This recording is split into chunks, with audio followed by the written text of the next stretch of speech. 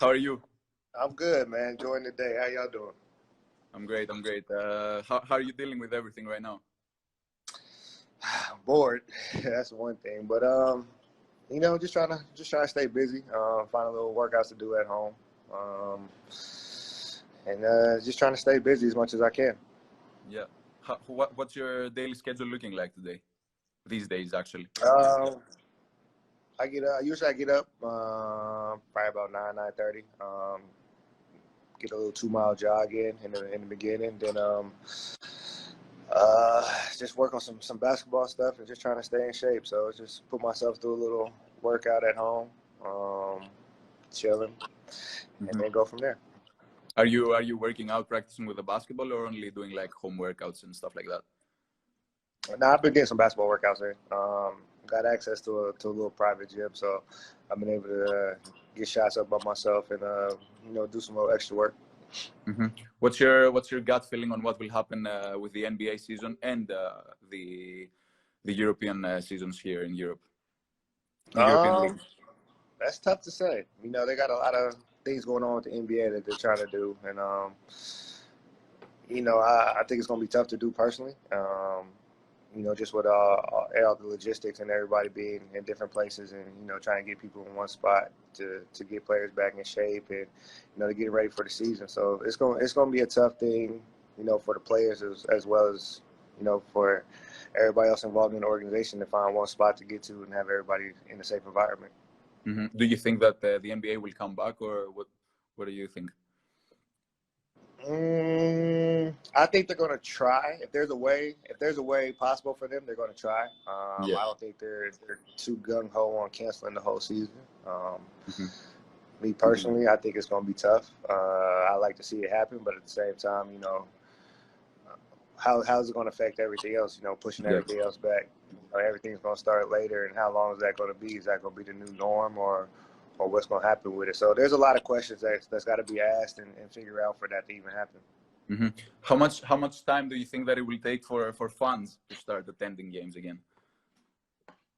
I think that's going to be a while. I don't think they're gonna let fans come to the game until they find a cure or something for this virus. So it's going to be a while before fans can come to games. Obviously, the coronavirus has affected everyone's lives, but let's talk a little bit about basketball. I'm gonna take you back to your career, and I'll take you back starting with your high school days at Alaska. Obviously, for those who don't know, you won 2 state championships there. You were also named a McDonald's All-American as a senior. Was it that time you thought of basketball more seriously and wanted to pursue it, as a professional career?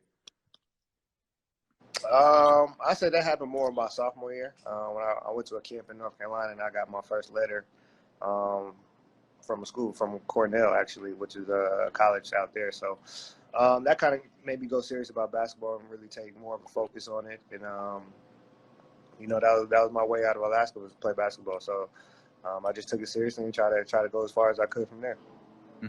And after that, after high school, obviously you considered 5 major D1 basketball schools, and you committed at Kansas University. What do you remember from your freshman year at Kansas? I remember my first game playing in the Maui Invitational, which is a tournament in Hawaii. I had a terrible game. I don't even think I was able to get the ball past half court to run the offense. So I remember how it started, but how it ended was Big 12 champions. We won the tournament. I got most outstanding player of the tournament. So, I just remember getting better as time going on. Fitting into a new system, playing for a new coach, getting comfortable, and just learning my way around KU and the basketball system around there. So once I got comfortable and was able to settle in, I was able to be back to myself and perform like I normally do. Yeah. And then 2 years later, in your junior year, you came up big in multiple occasions. You scored 30 in the Big 12 conference title game against Texas. And obviously in the final of the NCAA tournament against Memphis and Derrick Rose, you hit one of the all-time great shots to send the game to overtime, which you eventually won. How did that shot impact your career and, boost your confidence moving forward? It boosted my career a lot, I would say. It just put me more on the radar, more of a guy that's I know a closer, somebody that wants them last second moments, somebody that's can be clutch in the end of the game. So I think it helped me. It gave me that title. So teams really trusted me and believed in me. But I think being at KU and playing it too also kind of hurt my draft status because teams didn't know if I could play the point guard. And coming out of high school, I was the #1 point guard. So it was a transition for me. Just trying to learn everything, learn the NBA system, and play like that again, and just go from there. Is there anything in particular you remember from that day? Did anything special happen before the game?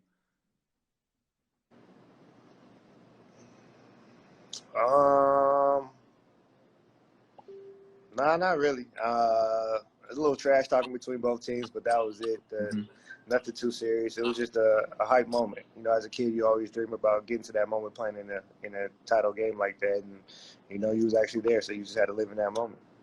What was the locker room talk after you guys won the title?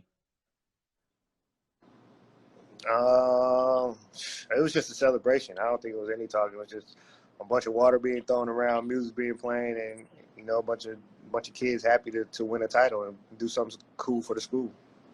Kevin Martin is in the comments, and he says that what happened before the game. You don't have to tell. Are you hiding something from us, Mario? I don't know what Kale talking about. Kale wasn't even there at the moment, so we don't know what Kevin Martin is talking about. Okay, and then obviously during that NCAA tournament, you won the title and you were named the tournament's most outstanding player. How did that feel and help you in the upcoming NBA draft? Because after all, you worked for 13 NBA teams, if I'm not mistaken. It just gave me the confidence that I could play at the next level. Having that title by my name, being able to win in college and in high school just gave me that label as a winner. And, all teams want a winner on their team. So it was just getting comfortable in the draft and just trying to prove my draft status. And I was able to do that. Eventually, you were drafted with a 34th overall pick in the 2008 NBA draft. You were drafted by the Timberwolves, and then you were traded straight to Miami, where you spent 7 years. What was going through your mind at that time, and during that time where you found out that you were traded to South Beach? Definitely happy to be traded to South Beach, but at the same time, I was just happy to be drafted in the NBA. Like I said, you work all your life to be in those moments, and that's your ultimate goal, ultimate dream is to play in the NBA. And once my name was called, I knew I had made it and I had lived my dream. So it was time to go out there and perform and leave my name, leave my mark in the NBA. What was that call like when they called you and they said that you're traded to the Miami Heat? I actually found out during the interview. After you get drafted, you do a bunch of interviews backstage, and I was doing one of my interviews, and they was like, "Yo, you just got traded to Miami," and I was like, "Stop playing!" Like I thought it was a joke. Wow. And he was like, "Nah, you serious?" And I got a phone call from Pat Riley, probably like 20 minutes later, and found out that I got traded to Miami, and it's just all the things that he expected from me. Say he was real high on me in the draft. They wish they had a higher pick, and he would have picked me, and the usual stuff. So. I was just happy to have that opportunity. Growing up, D-Wade was one of my favorite players. So, be able to be alongside him, be in the backcourt with him, really a dream come true. In your first year, because you mentioned Dwayne Wade, in your first year you played all 82 games. You started actually all 82 games with the Heat. You played alongside D-Wade. What advice did he give you that first year? Give him the ball. That was the main advice he gave me, just give him the ball. But he took me under his wing. Just showed me the different things about being in the NBA, how to be a professional, what it takes to stay in the league, and how to find your niche and find out what you do is what's going to keep you in the league the longest. And that's like a big brother to me. So I still have conversations with him to this day, and I thank him a lot for helping me in my career.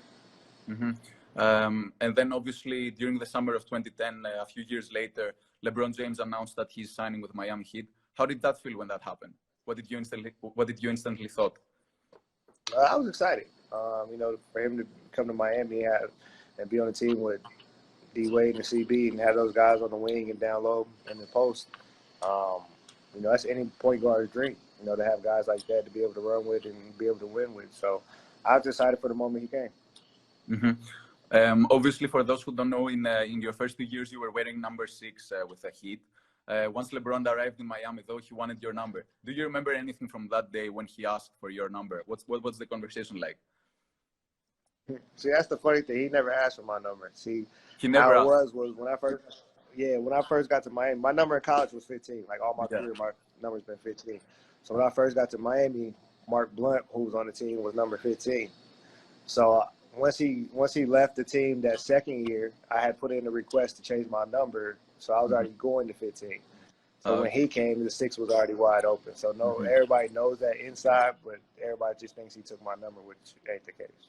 So either way, if LeBron didn't come, you were gonna go back to your number to number 15, your college number. Yeah, I was going back to 15 anyway. So obviously, in your first year playing with LeBron, you were on the last year of your rookie deal. How did that challenge you or motivate you during that season, given the fact that you were playing next to LeBron James, Chris Bosh, and Dwayne Wade? It motivated me a lot.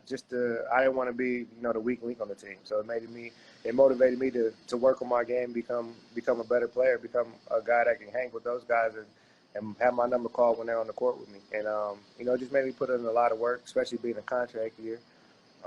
You work for that payday. So I had 2 options to make when the time came. And at that time, I decided, winning the championship was more important than chasing the money. So I chose winning the championship. In 2011, obviously that same year, in the summer, in June, you went to your first final appearance. However, you came short with the Mavericks. Take me back to that summer after that final loss. Can you describe the pressure you felt as a team and individually going into the next season, to 2011-2012 season? I wouldn't say it was a lot of pressure for me, just because I had that Brown and D Wade on the team, so it was more of a pressure on them guys. But for me, it was more just keep working out, keep getting better at my game, keep watching film, keep getting with the coaches and learning, picking my spots in the offense where I could be aggressive and find different ways to score. That finals, I had a pretty good finals that year versus the Mavericks. So, I just wanted to build on that and keep getting better, and that was my main focus. What about the fact that you were playing next to LeBron, who had faced criticism for his for his performances in the finals, and he wanted that revenge. He wanted to go in and get his first NBA title. Yeah, I worked out with him a couple times that summer. He just put in a lot of hard work and dedication. Just to get better, work on his all-around game.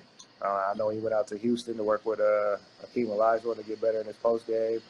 And then he's working with some ball handling coach at LA, I think. So it was just different workouts that he was doing just to work on his all-around game and get better and figure out, how he could be the best player in the world, which he pretty much is at that time.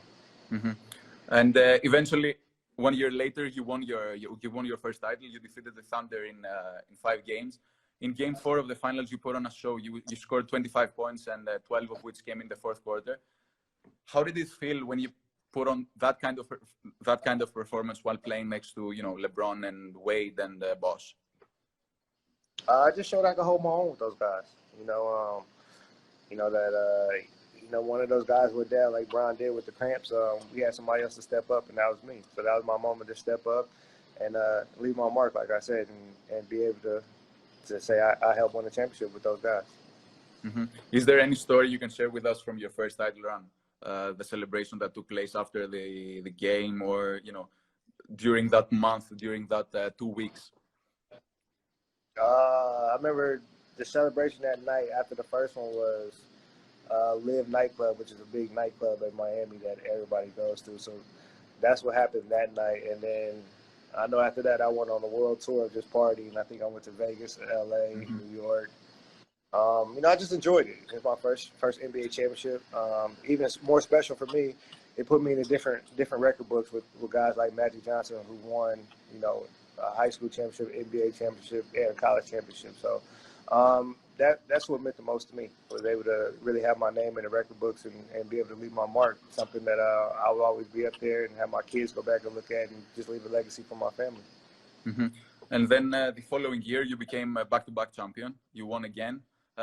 During that season, to me, you had some crazy moments. You had a game with 34 points and 10 threes. In the finals, you had 2 games of 19 and 20 points. What was going through your mind once you had won that second title? Just keep getting better.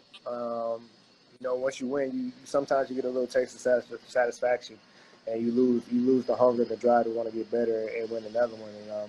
And that was the main thing we was fighting as a team. Was we wanted to keep getting better each and every year, and we didn't want to get satisfied. We didn't want the easy route. We didn't want to think it was easy just to get to the finals and win. So we just kept working, especially that summer. I think my main focus that summer was to get stronger and get a little bit leaner and faster. Just dealing with different guards coming into the league that time. So that was my main focus, was just to keep getting better and keep building on what we did. Mm-hmm. Can you take me back to Ray Allen's 3-point shot in Game 6 of the finals? That's why I don't even call him Ray Allen no more. I call him Jesus Shuttleworth from He Got Game. Yeah. So therefore, once he got the ball, he got that look up. I knew that was a good look. That's something that I wanted the shot, but if I had to pass it up, I wouldn't mind Ray Allen taking that shot. As many clutch shots as he's hit, how many clutch performances he's had, and it's like I said, it's Jesus Shuttlesworth. The fact that you've played both in the States and in Europe, now looking back at the Spurs not fouling in that last possession, do you feel like it was a mistake, or what would you have done? That's a tough call. I can go either way. The main thing was we got an offensive rebound, and without an offensive rebound, we don't even have a chance. So that's a tough call at that, because that's a tough call. I don't know. Yeah. That's something you got to decide as a coach in the heat of the moment, whether you feel comfortable doing that or not. Mm-hmm. After your successful 7 years in Miami, you stayed for 7 years, obviously, you were traded to Memphis. During your first year with the Grizzlies, however, you ruptured your Achilles, and the rest of the season went you ruptured your Achilles, and then everything went bad. What do you remember from that day when you ruptured your Achilles? That was just a tough day for me. I had a conversation with the management about re-signing and, different things that I had to do to get to where I wanted to be. And at that moment, I was putting in extra work just to get ready and be prepared for the playoffs. And to have a freak injury like that, it hurts. So yeah, at that moment it happened. It hurt my soul. It hurt my pride. It gave me a new look or outlook on basketball and life in general, and just realizing that any moment this game could be taken away from you from an injury or anything like that. So once I got over that fact, it was just what's the recovery process? What's the healing process? What do I have to do? And how long is it going to take? So finding the right doctor for surgery. So it was just a lot of things going through my mind and figuring out what my next move was going to be. Mm-hmm. Did you seek advice from other players who had suffered a similar injury? Kobe Bryant had suffered a ruptured Achilles also, like 3 years prior to your injury, if I'm not mistaken. Actually, that's funny. That's the first person that reached out to me. Rest in peace, Kobe. But I had games against him where I didn't feel like I really knew Kobe like that. But for him to reach out to me, it gave me a closer bond with him. He helped me through that process. We talked a couple times about what it takes to recovery, what my mindset should be, and how it would be, to get back. And he helped me through that process a lot, tremendously. And I always thank him for that. And tragic accident happened. So Kobe was the person that reached out to me. I talked to Wes Matthews, who had also ruptured his Achilles, and who else reached out to me? D-Wade, of course, was one of the first people to reach out to me along with Kobe. So special bonds with those guys. They connected with me and helped me through this process and reached out to me to make sure I was okay. Mm-hmm. Were you with Kobe in contact after your Achilles also, after that, dealing with that? Yeah, we text a couple times, and that was a couple conversations we had. Mm-hmm. So obviously after your Achilles injury, the following years were pretty tough, as you said. You played again for the Grizzlies, but eventually it didn't work out. And then on March of last year, you signed a deal with Virtus Bologna, and you ended up in Europe. How did that come in the mix, and you ended up signing a contract in Europe and pursuing a career overseas? I just felt like I wasn't done playing basketball. I was trying to get back in the NBA, and it wasn't working at the time. So I told my agent I was pretty much open, to anything. I just want to play basketball, and he came to me with a deal with Bologna, and for that to be my first experience overseas, I had a blast. I had great teammates over there, great time, had a lot of fun, and was able to win and enjoy basketball and keep playing basketball. So that's what kept my mind open, to keep playing in Europe and not just settle in the NBA. Did you think of or had offers of playing in the EuroLeague competition? No, my first offer was from Bologna. It was so late in the season that teams didn't really want to, take that chance and mess up the chemistry on their team. So I was just waiting. Obviously, because you won the basketball Champions League competition with Bologna. What did you think of the competition there? The competition was still good. It was still top level competition. For me to go over there and have my first experience, I had a lot of fun playing over there, and it was better than I thought it would be. More exciting, more fun. The fans are tremendously turned up every time that we play. So being over there just kind of felt like I was back in college again in that atmosphere. And then obviously a year later you signed a deal with AEK. How was your overall experience here in Athens, Greece? I love Greece. Greece was a lot of fun. Being in Athens, gave me another opportunity to play a full season. That's what I really wanted to do, is play a full season, really show what I can do. And, just learning the system, getting acquainted with the coach and the different type of basketball that they play out there. And just try to find my way and find my game. And I was able to do that towards, the end when the playoffs was about to hit and right when the virus hit. So I had a lot of fun out there. The city's amazing. It's beautiful. I was able to have a lot of fun. Would you see yourself staying with AEK next season? What are your plans for the next few years? I'm open to it. We haven't had any conversations about it. Right now, I'm just trying to see what's going on with this virus, and then after that, I'll figure out my next move and see what's happening. But I'm definitely open to it. We had a lot of questions asking about if you would see yourself playing back in the NBA. Is that a goal of yours? It's a goal. I can see myself going back to the NBA, but like I said, I just want to play basketball and have fun playing basketball. Whether that's NBA or China or Australia or Europe, I'm open to it. I just want to keep playing basketball. The fact that what motivates you right now, given the fact that you've won so many titles in your career, and pretty much that. What motivates Mario Chalmers right now to continue playing basketball? The main thing that motivates me is the love for the game. I love basketball. I've been playing this game since I was 2, since I was 8 competitively. So this is what I know. This is what I do. And, for me, I got 3 boys. So it's important for me to show them that, it's not just about the NBA. It's not just about, being on the big spotlight. You can make a living playing basketball anywhere as long as you're having fun, and this is what you want to do. So I just want to continue to show them the hard work, the dedication that you got to put into this game to get out what you want from this game. And, a prime example of that is just being able to play and keep playing. Would you see yourself, your boys, growing up and being basketball players? Definitely, I hope so. I know my oldest right now. He's pretty good. I think he got a good chance of, being the first one out the Chalmers family besides me to lead the family. So I hope he does. I don't want to put too much pressure on him. I just want him to take the game how he takes it. And, when he's serious and ready, we'll get to that next point. I saw him earlier in the comments, Nikos Rogavopoulos, your teammate and European NBA prospect. He recently declared for the 2020 NBA draft. What do you think of his skill set? Do you think he's ready to make that jump and play in the NBA? That's my guy, Rogan. I definitely think he's ready to make that jump. Being his teammate, I know there's a couple things that I try to help him work on to get him prepared for the next level. He definitely has a talent. He has a size. He's just got to get that dog in him, and that's the thing I keep telling him. That's what separates the good from the great, is having that dog in him and being able to go whether your number's called or whether it's not. You just got to be able to do the little things and be able to find your niche to stay in the league. And I think he has that. Once he figures it out and he gets that opportunity, he can show what he can do. Mm-hmm.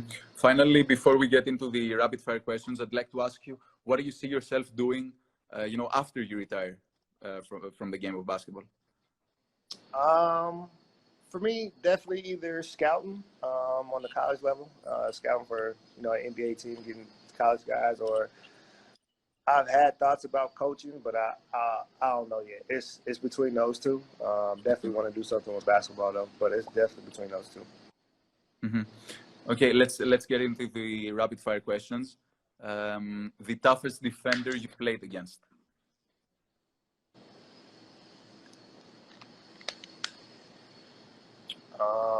Toughest defender, Chris Paul. Sorry, I didn't hear you. Chris Paul. Chris Paul. The toughest player you've guarded?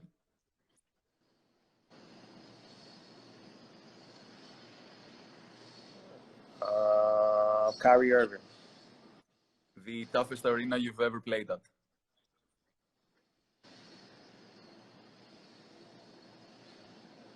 Toughest arena.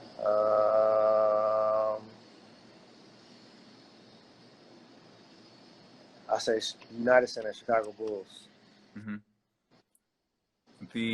Your favorite NBA city to visit?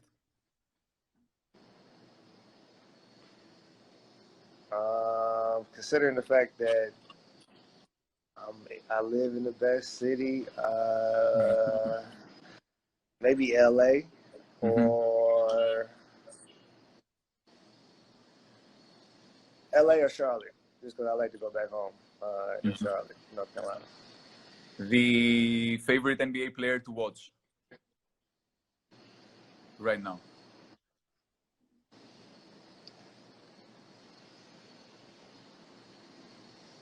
Favorite NBA player to watch right now would be Jason Tatum or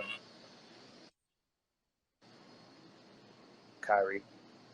Mm-hmm. The best trash talker you've played against?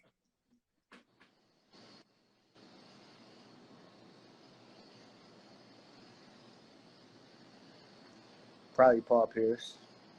Paul Pierce. Do you have a story with him? Yeah. Do you have a story you can share? I got a couple stories, but the one that sticks out to me, we was playing Boston in Boston, and one of my teammates that usually guards Paul Pierce was hurt. So Paul Pierce came to the bench. I think it was like middle of the third quarter. He came over to the bench and he just said some real explicit stuff that I can't repeat. And being a young guy at that time, it just kind of blew my mind. So yeah, Paul Pierce gets that award for me. He's one of the greatest trash talkers I've heard. Mm-hmm. Your best 5 all-time point guards? All-time point guards: Magic Johnson, Isaiah Thomas,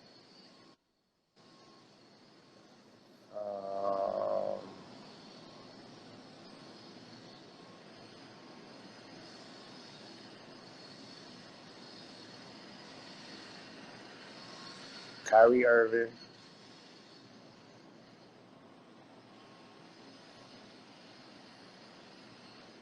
John Stockton, and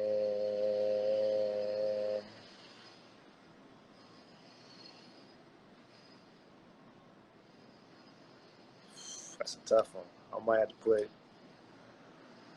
put Gary Payton in there. So you in the comments they're writing Steph Curry. You don't think he's top 5 right now? Oh, you said right now. I thought you meant all time. No. I meant if right now you would put him in your all-time top 5 for point guards, you wouldn't. All time, Yeah. He's not there yet. All time, Kyrie's not there yet either, but he just came to my mind. So all time, I really have to go Magic Johnson, Isaiah Thomas, Oscar Robertson, John Stockton,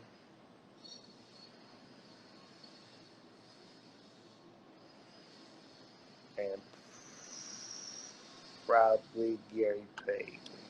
Mm-hmm. Yeah, Gary Payton. The most clutch NBA player right now? Right now? Yeah.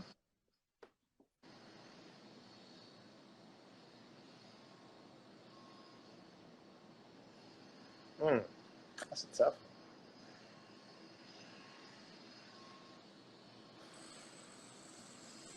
I say KD. Mm-hmm. Is there any NBA player that resembles your game right now?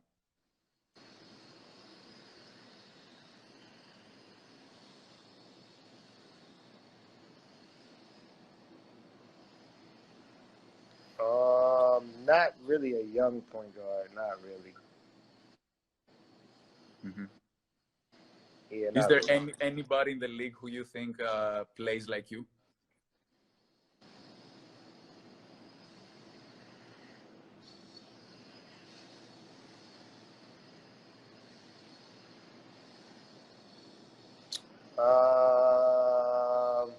Not yet. I heard a lot of people say the guy from Michigan State. I can't think of his name right now. I think his name is Cassius. Yeah. Yeah, from Michigan State. Everybody says that he plays like me. I think he does a little bit, but he's coming to the draft this year. But I think he's the closest, maybe. Mm-hmm.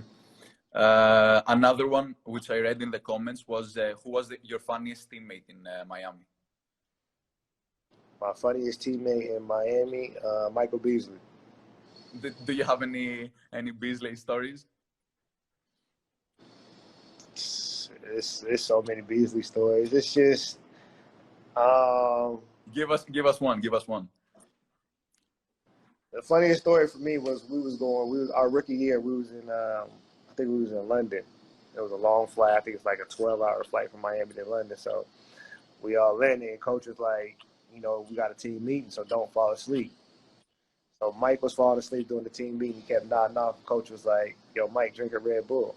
Mike was like, yo, if I drink a Red Bull, I'm going straight to sleep. Coach was like, no, you don't. It's energy drink. It's going to keep you up. So Mike drank the Red Bull.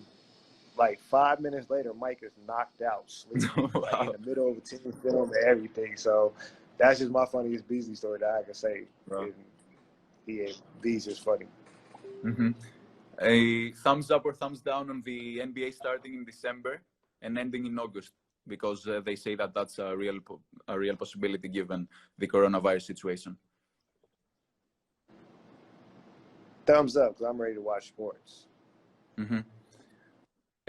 3 major differences between European basketball and the NBA.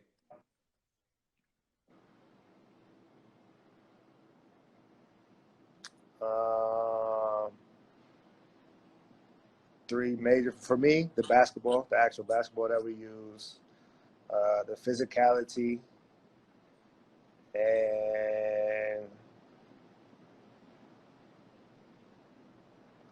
the offense. And what I mean by the offense, like NBA is more designed to create mismatches and attack the mismatches wherever that mismatch is. And I feel like ERP is more of a team game. Move the ball, pass and cut, find an open man, find easy baskets. So I think those are the 3 main differences for me. Mm-hmm. One crazy story you can share with us from your time in Europe, if you have any, like something that The craziest thing was probably being on that Bologna team.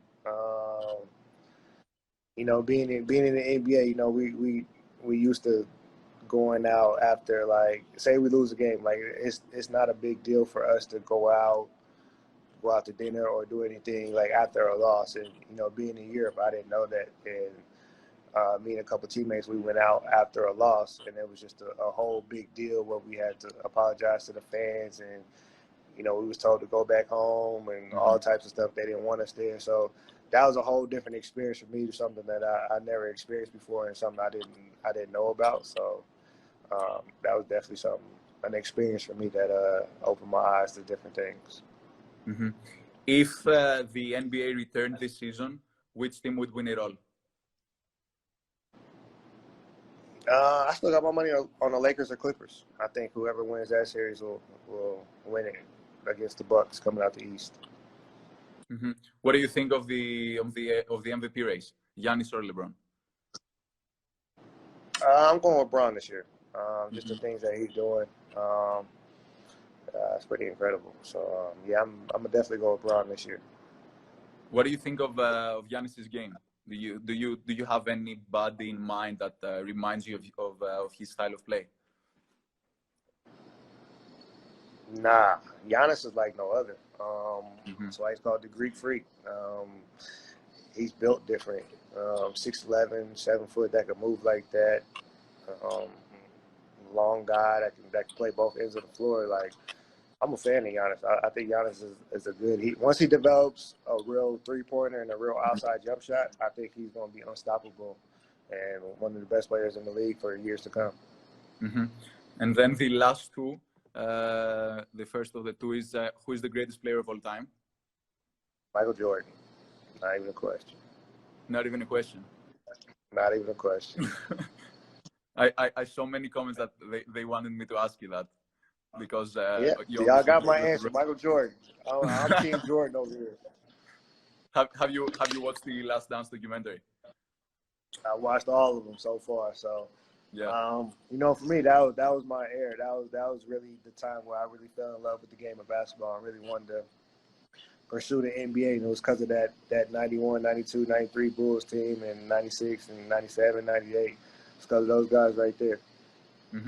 And then the final rapid fire question. One interesting fact not many people know about you.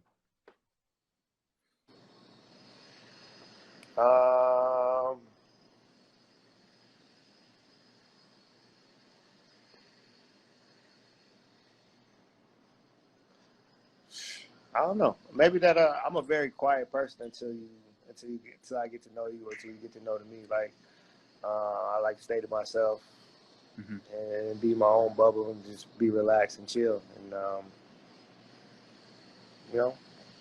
that's just me pretty much. Well, that was it. Thank you so much for joining us. Thanks for having me. It was my pleasure having you on. And we'll talk soon, and make sure you stay safe. All right, man. You too. Appreciate it.